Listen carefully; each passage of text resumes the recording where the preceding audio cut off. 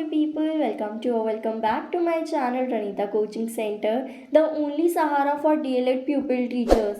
तो चलिए आज हम शुरू करने वाले हैं EVS का DLED फर्स्ट ईयर EVS की first unit that is concept and objectives of environmental studies. अब इस यूनिट में हम देखने वाले हैं कि यार ये जो इन्वायरमेंटल स्टडीज़ हम बच्चों को पढ़ा रहे हैं प्राइमरी क्लासेस से ही, तो ये क्यों ज़रूरी है, क्या ऑब्जेक्टिव्स है, क्यों हम बच्चों को ये यूनिट जो है वो पढ़ा रहे हैं।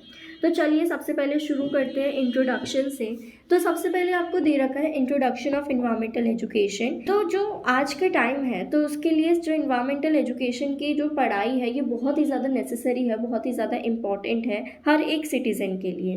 ठीक है, तो एनसीईआरटी ने इंट्रोड्यूस करा है एक न्यू करिकुलम और डेवलप करा है ईवीएस टेक्स्ट बुक को from class 3rd to 5th in an integrated form. और ये जो NEP 1986 है, इन्होंने बोला है to create consciousness of the environment at all section of society, कि जो लोग हैं, जो बच्चे हैं, वो भी अवेयर हो पाए अपनी सोसाइटी से। सबसे पहले कॉन्सेप्ट ऑफ इन्वायरमेंट देखेंगे कि इन्वायरमेंट होता क्या है। तो ये आप स्टार्टिंग से पढ़ते आ रहे हो कि इन्वायरमेंट क्या होता है। जो भी चीज़ें हमारे आसपास है, हमारी सराउंडिंग में है, वो ही इन्वायरमेंट होता है। ठीक है, अब इसमें देखो आपके 3 चीज़ें दे रखी है, आपके लिथोस्फीयर, एटमॉस्फेयर, हाइड्रोस्फीयर, है ना, ये सारी चीज़ें। और इन सब तीनों को मिला के क्या बनता है, बायोस्फीयर बनता है। ये सारी चीज़ें आपने पढ़ रखी होगी, है ना।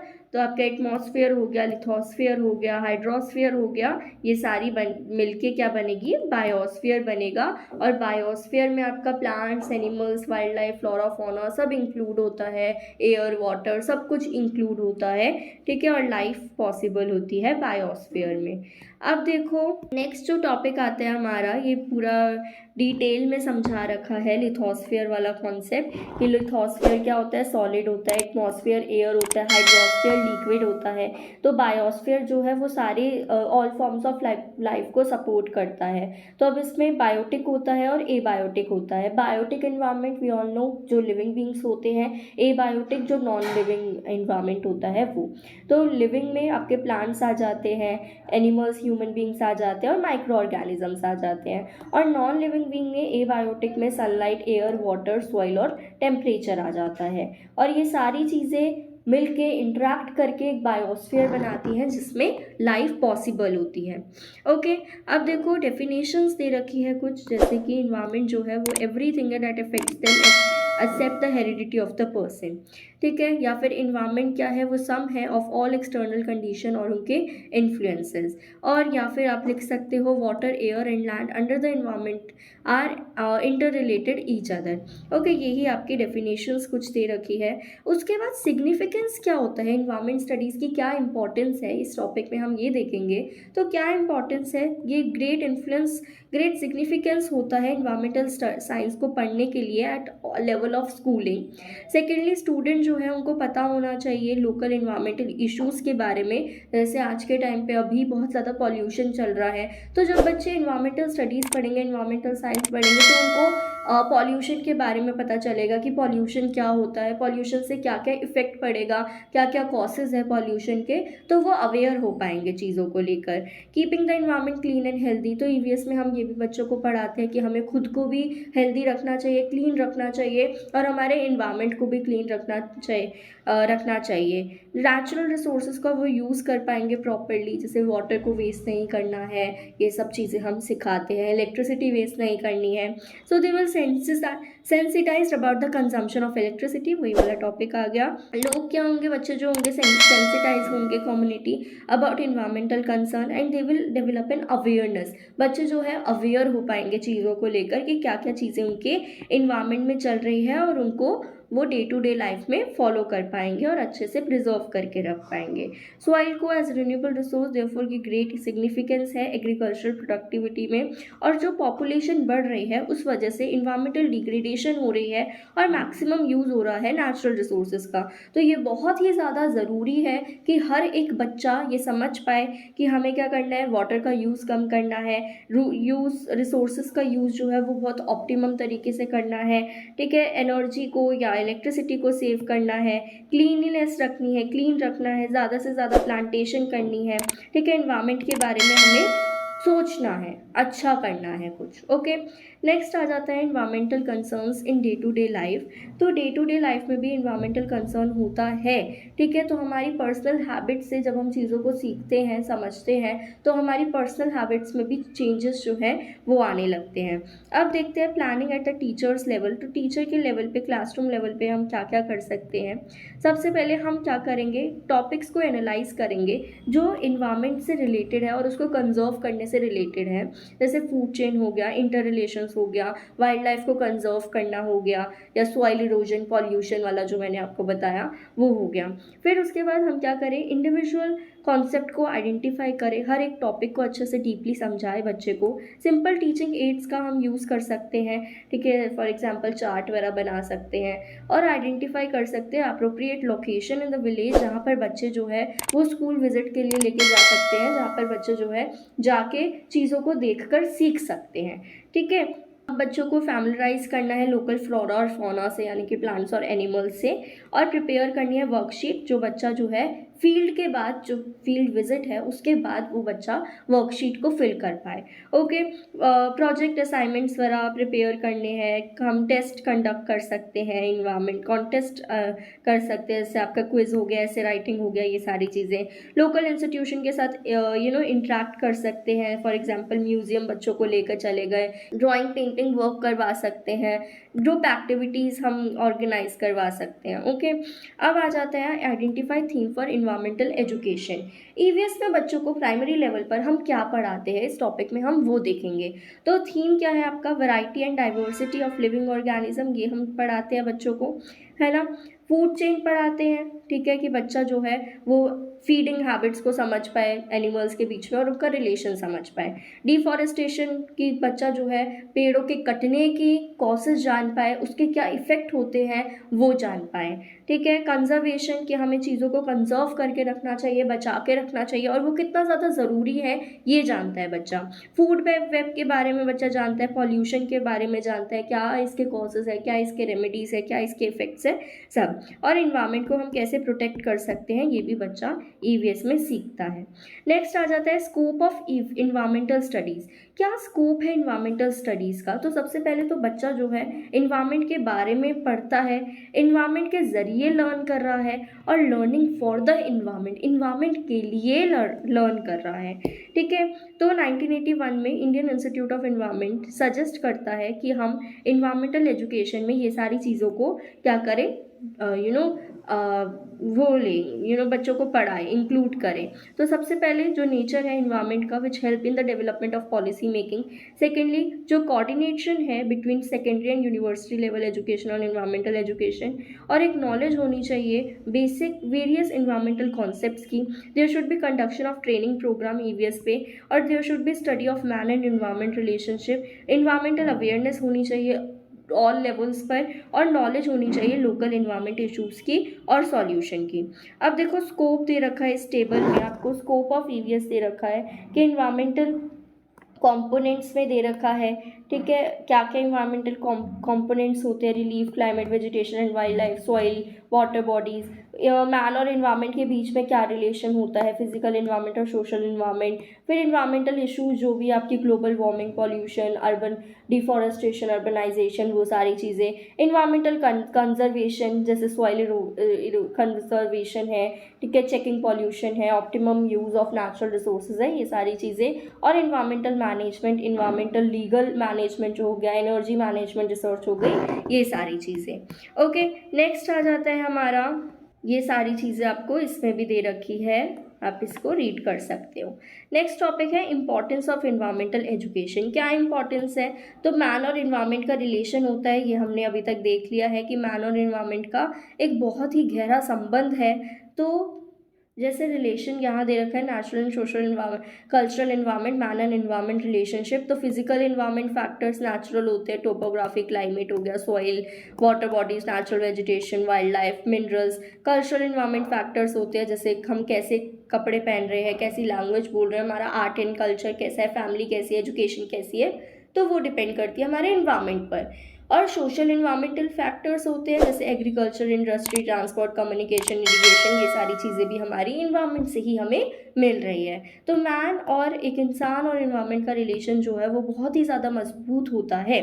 अब need for preservation of nature, क्या ज़रूरत है कि हम अपने नेचर को प्रिजर्व करके रखें, बचा के रखें। तो सबसे पहले इन्वायरमेंटल प्रोटेक्शन जो है वो कंसर्न है आज के दुनिया में, ठीक है। जो असेसमेंट है इकोलॉजिकल चेंजेस की और beneficial use of our land, water and resources, ये कलेक्टिव विजडम होगा।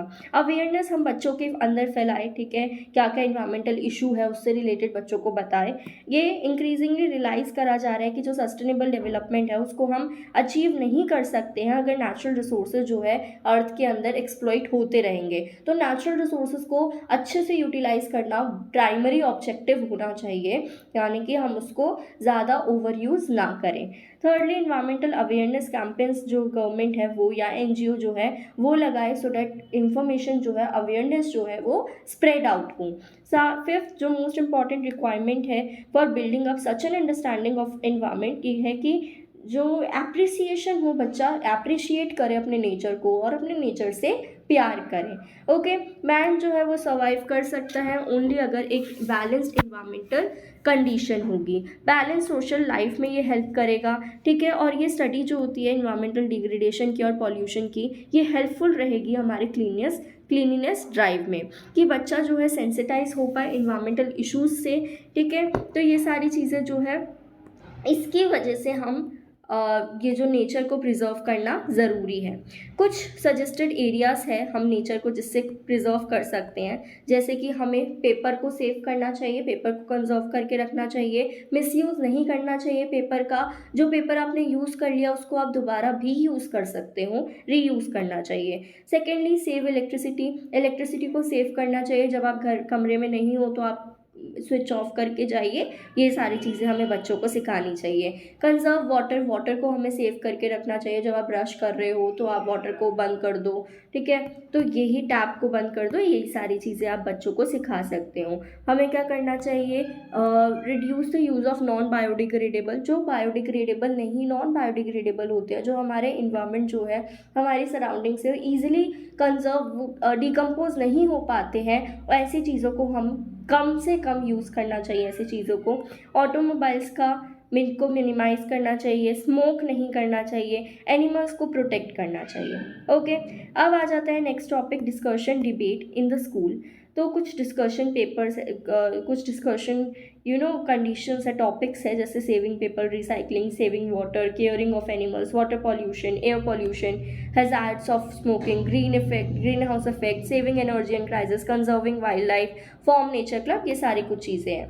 नेक्स्ट टॉपिक आ जाता है हारमनी। हारमनी क्या है, फीलिंग ऑफ ब्रदरहुड, कि हम इक्वालिटी के साथ रह रहे हैं, मिलजुल के रह रहे हैं। तो सबसे पहले तो हमें खुद के साथ हारमनी में रहना चाहिए, ठीक है। हमें क्या करना चाहिए, गुड इन्वायरमेंट खुद के लिए डेवलप करना चाहिए। कभी भी कुछ गलत नहीं करना चाहिए, कभी भी कुछ गलत नहीं खाना चाहिए, कंज्यूम करना चाहिए, जैसे तंबाकू वगैरह या स्मोक नहीं करनी चाहिए।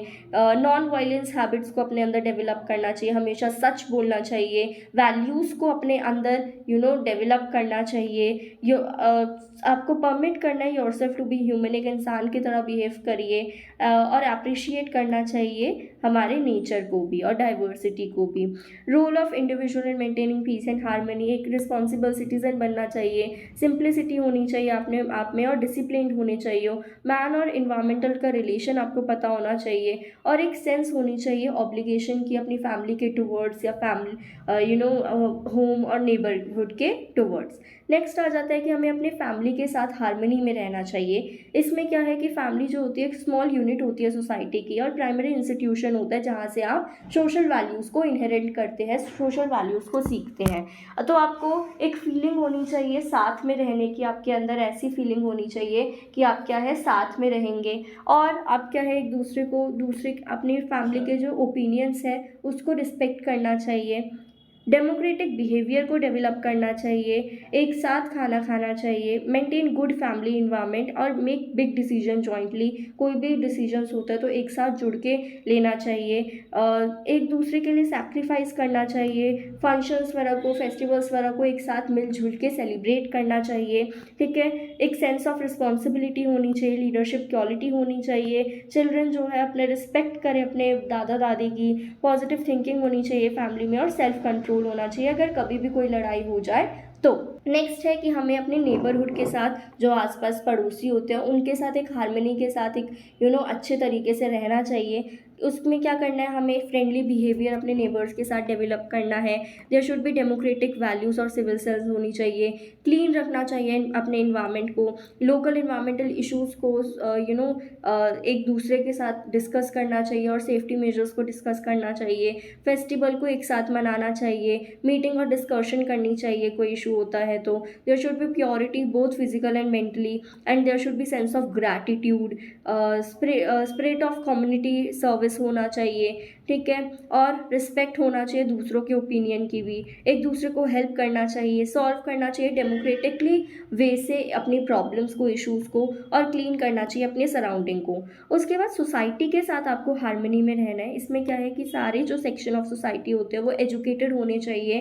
ठीक है, डिस्क्रिमिनेशन नहीं होना चाहिए किसी भी बेस्ड पर, नॉन वायलेंस होना चाहिए, जो ज़रूरत वाले लोग होते हैं उनको मदद करनी चाहिए, इन्वायरमेंटल अवेयरनेस होनी चाहिए, एक दूसरे के लिए केयर होनी चाहिए, एम्पैथी होनी चाहिए, सेल्फ रिस्पेक्ट होनी चाहिए और पीसफुली रहना चाहिए। और हमें सोशल वैल्यूज़ को इंक्रीज़ करके रहना चाहिए, रिस्पॉन्सिबिलिटी होनी चाहिए, बिलोंगिंगनेस होनी चाहिए, और एक दूसरे के साथ इमोशंस इमोशंस को समझना चाहिए दूसरे के। नेक्स्ट आ जाता है, नेशन के साथ आपको हार्मनी में रहना चाहिए। इसमें क्या है कि यूनिटी होनी चाहिए, नेशनल इंटीग्रेशन होनी चाहिए, ह्यूमन डिग्निटी आप मेंटेन करोगे, सोशल जस्टिस की फीलिंग होनी चाहिए, इक्वालिटी होनी चाहिए, क्वालिटी एजुकेशन प्रोवाइड कर रहे हैं, हेल्दी पैट्रियटिज्म हो रहा है, रिस्पेक्ट, अपने लॉज का रिस्पेक्ट कर रहे हैं। ओके, उसके बाद क्या है, कम्युनल डिस्प्यूट को या पीस और नॉन वायलेंस मूवमेंट जो होते हैं उससे दूर रहना चाहिए। ओके, जो आपके कम्युनल डिस्प्यूट्स होते हैं उससे दूर रहना चाहिए और नॉन वायलेंस मूवमेंट के को अप्रिशिएट करना चाहिए। नेक्स्ट है harmony with the world, world के साथ आप हार्मनी के साथ रहोगे, इंटरनेशनल अंडरस्टैंडिंग होनी चाहिए, फिलॉसफी होना चाहिए पीस और नॉन वायलेंस का। ठीक है, ग्लोबल कॉन्टेक्स्ट में पीस होना चाहिए, टेररिज्म या वायलेंटिंग एक्टिविटीज से बिल्कुल कोई भी स्कोप नहीं होना चाहिए, अप्रिशिएट नहीं करना चाहिए इन चीज़ों को, और वर्ल्ड यूनिटी जो है वो दिखनी चाहिए। अब नेक्स्ट टॉपिक आ जाता है objectives of environmental studies EVS with reference to NCF 2005। तो एनसीएफ 2005 भी जो है इसको अप्रिशिएट करती है कि ईवीएस को आपका इंक्लूड होना चाहिए करिकुलम में। अब क्यों, हम प्राइमरी लेवल पे क्या ऑब्जेक्टिव्स है ईवीएस को पढ़ाने के, तो सबसे पहले कि बच्चा जो है वो ट्रेन हो पाए, जो भी आपका नेचुरल सोशल और कल्चरल इन्वायरमेंट है उससे रिलेटेड। बच्चा जो है, बच्चे के अंदर ऑब्जर्वेशन स्किल्स आए जो अपनी लाइफ को इतने एक्सपीरियंसेस से सीख पाए। थर्डली, बच्चा जो है कॉग्निटिव कैपेसिटी उसके अंदर डेवलप हो। फोर्थ, क्यूरियोसिटी और क्रिएटिविटी बच्चे के अंदर डेवलप्ड हो कि हमें अपने इन्वायरमेंट को कैसे प्रोटेक्ट करना है। अवेयर हो बच्चा, इंगेज हो बच्चा हैंड्स ऑन एक्टिविटीज़ में, ऑब्जर्व कर पाए, क्लासीफाई कर पाए। ठीक है, और बच्चा जो है क्रिटिकली एड्रेस करे जेंडर कंसर्न और इश्यूज़ को, जो भी हमारे इन्वायरमेंटल इश्यूज़ है उससे रिलेटेड। अब आ जाता है syllabus of classes for classes at elementary level NCERT. तो फीचर्स है इन्वायरमेंटल स्टडीज़ टेक्स्ट बुक। जैसे इसमें क्या क्या है, तो फर्स्ट और सेकंड क्लास में आपका क्या क्या है, कुछ थीम्स दे रखी है, उन थीम्स के अकॉर्डिंग, जैसे फैमिली और फ्रेंड्स हो गया, रिलेशंस हो गया, work and play, animals, plants, food, ठीक है, water, shelter, travel, things we make and do, ये सारी चीज़ें प्राइमरी लेवल पर होती है। ठीक है, थर्ड और फिफ्थ के हम बात करें तो यही सारी थीम्स होगी जिसमें बच्चे की इक्वल वेटेज दी जाएगी। आपके क्लासेस, जेंडर, रिलीजन वगैरह बच्चों को सिखाए जाएंगे। जो कंटेंट होगा टेक्स्ट बुक का वो नेचुरल, सोशल और कल्चरल डाइवर्सिटी के साथ प्रेजेंट करा जाएगा।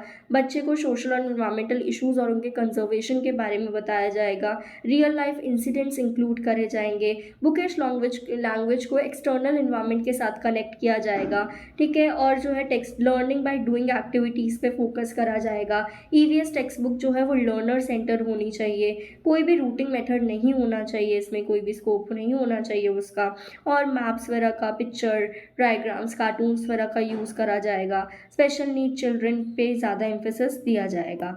अब देखो आजकल के जो बुक्स चेंज हो गया, ये जो एनसीईआरटी बुक्स है उसमें बहुत सारे एग्जाम्पल दे रखे हैं और एग्जाम्पल के थ्रू ही बच्चों को पढ़ाया गया है। तो इस अब जो बुक्स है वो चेंज भी हो रही है और जो बुक्स अब आपके पास आएगी वो सारी आपके एग्जाम्पल बेस्ड, आपके picture based, map based primary level पर ऐसी ही बुक्स होनी चाहिए। उसके बाद emerging issues and implication of EVS eight primary level. तो इसमें हम क्या क्या बच्चों को प्राइमरी लेवल पे या जो हमारे इन्वायरमेंटल इश्यूज है उसमें ऐसे कौन कौन से इशू जो है वो इंक्लूड कर सकते हैं। जैसे अर्थक्वेक के बारे में बच्चों को बताएं, cyclone, landslide, drought, floods, global warming, deforestation, pollution, tsunami, इन सब के बारे में हम बच्चों को पढ़ाएंगे प्राइमरी लेवल पे। तो सबसे पहले अर्थक्वेक क्या होता है ये तो पता ही है कि जो भी अर्थक्वेक जो होता है सडन ट्रेमलिंग होता है अर्थ क्रस्ट की और मैंटल की, जो प्रोड्यूस होता है बाय द वाइब्रेटिंग वेव्स, ठीक है, फ्रॉम अ सर्टेन पॉइंट। ये सब आपने अपने भी बचपन में पढ़ा होगा।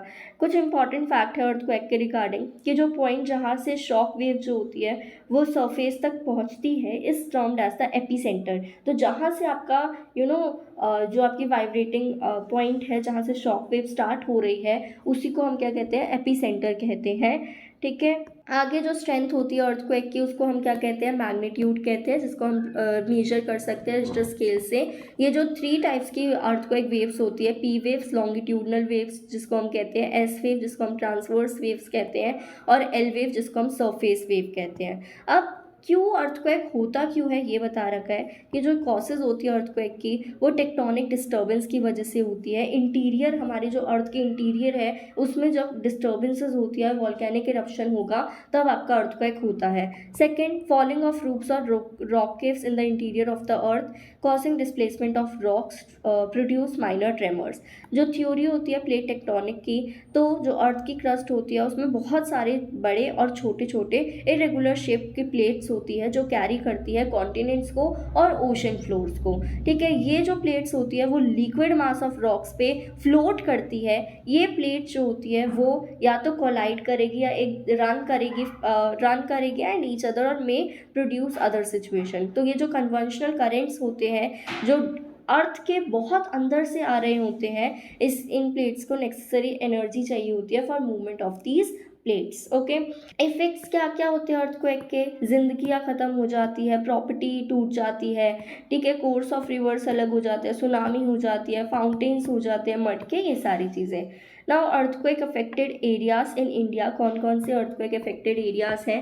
तो अब देखो अलग अलग एरियाज इसमें बता रखे हैं, आप इसको रीड कर सकते हो। Bihar, Uttarakhand, western Himachal Pradesh, Kashmir valley, Himalayan reason, ये सारी चीज़ें। नेक्स्ट टॉपिक आ जाता है हमारा साइक्लोन। तो साइक्लोन देखो अलग अलग तरह के होता है। जैसे आपका 2 तरह के साइक्लॉन्स है, एक्स्ट्रा ट्रॉपिकल साइक्लोन और ट्रॉपिकल साइक्लोन। तो एक्स्ट्रा ट्रॉपिकल साइक्लोन जो होता है वो सिस्टम होता है developing in the mid and high latitude beyond the tropics, उसको हम कहते हैं मिडल लैटिट्यूड या फिर extra tropical cyclones. Tropical cyclone जो होते हैं वो वॉयलेट स्टॉर्म्स होते हैं जो ओशन से ओरिजिनेट होंगे, ठीक है, ट्रॉपिकल एरियाज में, और फिर उसके बाद कोस्टल एरियाज में जाएंगे लार्ज स्केल डिस्ट्रक्शंस को लेकर, ओके। तो अब देखो साइक्लोन्स को अलग अलग नाम से भी जाना जाता है, ठीक है, तिम्फोन्स कहा जाता है, तिम्फोन कहा जाता है, अलग अलग हरिकेन्स कहा जाता है। अब उसके बाद आ जाता है डैमेज जो होता है साइक्लोन के द्वारा वो बहुत ही ज़्यादा होता है, ग्रेट डैमेज होता है, ठीक है। जो स्ट्रॉन्ग हरिकेन विंड्स होती है वो प्रिसीड करती है और फॉलो करती है साइक्लोन को, जिससे आपके घर भी जो छोटे मोटे जो हट्स होते हैं वो भी उसके साथ उड़ जाते हैं। अब देखो क्या क्या करना चाहिए, रेडियो को सुनना चाहिए, ठीक है, डोर और विंडो को बंद करके रखना चाहिए, अलर्ट रहना चाहिए, सेफ प्लेस पर जाना चाहिए, इमरजेंसी किट के साथ प्रिपेयर रहना चाहिए, रेडी रहना चाहिए, एडुकेट फूड और पानी आपके पास होना चाहिए, ठीक है, कभी भी पानी में नहीं जाना चाहिए। बी केयरफुल अबाउट स्नेक्स और जो दूसरे पॉइजनस एनिमल्स होते हैं उससे। नेक्स्ट टॉपिक आ जाता है लैंडस्लाइड। लैंडस्लाइड आपको पता है लैंडस्लाइड क्या होता है, जो डाउन स्लोप होता है gravitational movement of body of rock और earth as a unit owing to failure of the material. ठीक है, अब इसमें देखो आपके कॉसेस क्या क्या होते हैं। वेजिटेशन का लॉस होता है, या अर्थक्वेक होता है, या आपका रोड कंस्ट्रक्शन हो रहा है, शिफ्टिंग कल्टीवेशन हो रहा है, या हाउसेस की कंस्ट्रक्शन हो रही है, इससे आपके लैंडस्लाइड होंगे। इफेक्ट क्या होता है, सोर्स ऑफ वाटर ड्राई हो जाता है, flood of water channel is on the increase. ठीक है, रोड जो होती है वो ब्लॉक हो जाती है। Every hundreds of people fall to dead traps. Villages after villages जो होते हैं, गाँव से गाँव डिस्ट्रॉय होने लग जाते हैं। और लैंडस्लाइड जो है वो डैमेज करती है इन्वायरमेंट को बहुत ही ज़्यादा। हम कैसे लैंडस्लाइड को स्टॉप कर सकते हैं, हमें ज़्यादा से ज़्यादा पेड़ उगाने चाहिए, एफॉरेस्टेशन की तरफ जाना चाहिए, नई टेक्निक से हमें अपनी रोड कंस्ट्रक्ट करनी चाहिए, माइनिंग ऑफ मिनरल और जो क्योरिंग होती है उसको बैन कर देना चाहिए, डिफॉरेस्टेशन को बिल्कुल बंद करना चाहिए, और permanent types of fruit trees जो है उसको प्लांट करना चाहिए माउंटेन एरियाज से, सो डैट जो जो सॉइल है वो ट्री जो है वो ट्री के जो रूट्स है वो जकड़ के रखे ओके लैंड को। नेक्स्ट आ जाता है आपका ड्रॉफ्ट। ड्रॉफ्ट जो होता है ये कंटिन्यूस और लेंथी पीरियड होता है during which no significant precipitation is recorded. अगर बारिश नहीं हो रही है तो एक ऐसी कंडीशन आ जाती है एक समय के बाद कि पानी की कमी होती है, बहुत गर्मी हो जाती है, इसी को हम ड्राफ्ट कहते हैं। ठीक है, अब 2-3 तरह के ड्राफ्ट होते हैं, मेट्रोलॉजिकल ड्राफ्ट, हाइड्रोलॉजिकल ड्राफ्ट और एक और होता है। मेट्रोलॉजिकल ड्राफ्ट जो होता है ये आपका according to Indian meteorological department, जब मेट्रोलॉजिकल जोन जो होता है इस there is average reduction, annual rainfall की जो रिडक्शन हो जाती है 25% और मोर, तो उसको हम ड्राफ्ट कहते हैं। हाइड्रोलॉजिकल ड्राफ्ट इन कंडीशंस के अंदर ड्राफ्ट जो है वो प्रोलॉन्ग्ड पीरियड होता है। ठीक है, जिससे ग्राउंड वाटर लेवल जो होता है वो भी कम हो जाता है और सरफेस लेक जो होते हैं वो भी, उसमें भी पानी कम हो जाता है। एग्रीकल्चरल ड्राफ्ट जो है ये सॉइल मॉइस्चर होता है। ठीक है, इसको हम सॉइल मॉइस्चर ड्राफ्ट भी कहते हैं, जिसमें लो सॉइल मॉइस्चर होता है जो नेसेसरी होता है क्रॉप्स को सपोर्ट करने के लिए। ओके, कॉसेस क्या होते हैं, reducing the impact of draft, dry farming करे, ड्राई कल्टीवेशन करे, वाटर हार्वेस्टिंग हो गया, इरिगेशन कैनल्स बनाए, ये सारी चीज़ें। अब ड्राफ्ट फ्लॉन एरियाज बता रखा है इंडिया में, तो राजस्थान के कुछ पार्ट्स हो गए, ठीक है, वेस्ट ऑफ अरावली हिल्स, ठीक है, या आपका जो ईस्टर्न राजस्थान होता है ये सब आप पढ़ लेना, northern parts of Rajasthan, Haryana, ये सारी चीज़ें। ड्राफ्ट के क्या क्या इफेक्ट होते हैं, फूड वाटर की कमी हो जाती है जिससे फेमाइन हो जाता है, हंग्री और वाटर थर्स्टी पीपल जो है वो and animals go out in needs of water and food, उनको अपनी घर छोड़ना पड़ता है, बहुत सारे प्लांट्स और एनिमल्स जो होते हैं या लोग जो होते हैं वो मर जाते हैं क्योंकि क्रॉप नहीं ग्रो हो रही होती है, लाइवलीहुड का लॉस होता है। ठीक है, और कुछ जो होते हैं वो अपने घर को छोड़ के चले जाते हैं। नेक्स्ट आ जाता है फ्लड। फ्लड को हम क्या कर सकते हैं कि रश ऑफ वाटर जब होता है उसी को हम फ्लड कहते हैं। हैवी रेनफॉल होती है इसमें, स्नो मेल्ट वाटर और फ्लैश फ्लड्स होते हैं, सुनामी की वजह से ये होता है।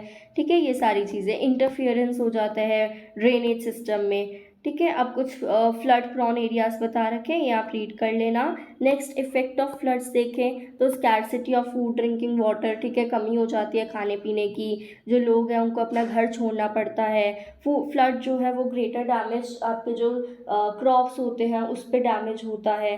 ठीक है, और डोमेस्टिक और वाइल्ड लाइफ जो है वो मर जाते हैं, ग्रेट लॉस होता है इकनॉमी का। कैसे हम कंट्रोल कर सकते हैं फ्लड को, कंस्ट्रक्ट करें रिजर्वियर का, ठीक है, फ्लड प्रोटेक्शन इम्पैक्टमेंट बनाए, ट्रीज को प्लांट करें और नेचुरल ड्रेनेज सिस्टम को हम री इस्टेब्लिश करें। नेक्स्ट आ जाता है ग्लोबल वार्मिंग। ग्लोबल वार्मिंग जो आप स्टार्टिंग से पढ़ते आ रहे हो, ठीक है, तो ग्लोबल वार्मिंग क्या क्या फैक्टर्स होते हैं जो क्लाइमेट चेंज को इफ़ेक्ट करते हैं। जो राइज है माउंटेन और सबसिडेंस की, ठीक है, has brought about change in climate, rise और फॉलिंग सी लेवल, ये क्लाइमेट चेंज कर देता है। ह्यूमन एक्टिविटीज़ की वजह से क्लाइमेट चेंज होता है। इफेक्ट क्या होते हैं ग्लोबल वार्मिंग के, सी लेवल जो है वो बढ़ जाता है coastal areas, thousand of people of coastal area will become refugees. ठीक है, उसके बाद से लाइन वाटर जो होता है ओशन का वो स्पॉइल हो जाता है। फ्लड हो जाता है, ठीक है, due to melting of glaciers तो फ्लड होने लगता है, pattern of weather, wind change. उसके बाद can global warming can be control through oxidation का स्टॉप करके, फॉरेस्टेशन करके, बायो एग्रीकल्चर करके, ठीक है, जो भी आपकी कार्बन डाइऑक्साइड एमिशन है एयर में, जो गैसेस आपके जा रही है उसका यूज़ कम करके, ठीक है, ये सारी चीज़ें करके हम ग्लोबल वार्मिंग को कम कर सकते हैं, ठीक है। और उसके बाद ग्लोबल इन्वायरमेंट चेंज और उनके इम्पैक्ट क्या है। ग्लोबल वार्मिंग जो है वो बर्निंग कंटेंट है आज की दुनिया में। साइंटिस्ट जो है वो बहुत ही ज़्यादा टेंशन में है ग्लोबल हीटिंग और कूलिंग को लेकर। ये सीरियस इम्पैक्ट है वर्ल्ड के क्लाइमेट पर। अर्बनाइजेशन की वजह से, इंडस्ट्रियलाइजेशन और रैपिड पॉपुलेशन की वजह से जो हमारा एटमॉस्फेयर है वो और भी ज़्यादा पॉल्यूट होता जा रहा है, और उस वजह से ग्लोबलाइजेशन, आपकी ये ग्लोबल वार्मिंग जो है वो और ज़्यादा बढ़ती जा रही है। Next, deforestation. जब हम पेड़ों को काटते हैं तो उसी को हम डिफॉरेस्टेशन कह रहे हैं यहाँ पर। आगे पॉल्यूशन, जो आज के टाइम पे पीक लेवल पे दिल्ली में तो बहुत ही ज़्यादा दिल्ली में भी ये बहुत प्रॉब्लम हो रही है पॉल्यूशन की, और हमारी गवर्नमेंट कुछ भी ऐसा अच्छा स्टेप नहीं ले रही है पॉल्यूशन को कम करने के लिए, तो ये बहुत ही ज़्यादा दुख की बात है। आगे देखते हैं सुनामी, हमारा ये लास्ट टॉपिक है। सुनामी क्या होता है? जब आपके बहुत ज़्यादा सुनामीज़ के बारे में आपने बहुत सारी मूवीज़ भी देखी होगी, तो सुनामी को हम सिस्मिक सी वेव भी कहते हैं, टाइडल वेव भी कहते हैं। ये सीरीज़ होती है वेव्स की ना, बॉडी ऑफ वाटर। ये डिस्प्लेसमेंट की वजह से होती है, यानी कि लार्ज वॉल्यूम ऑफ वाटर जो है वो नहरों से, ओशन वगैरह से निकल के बाहर आने लगता है।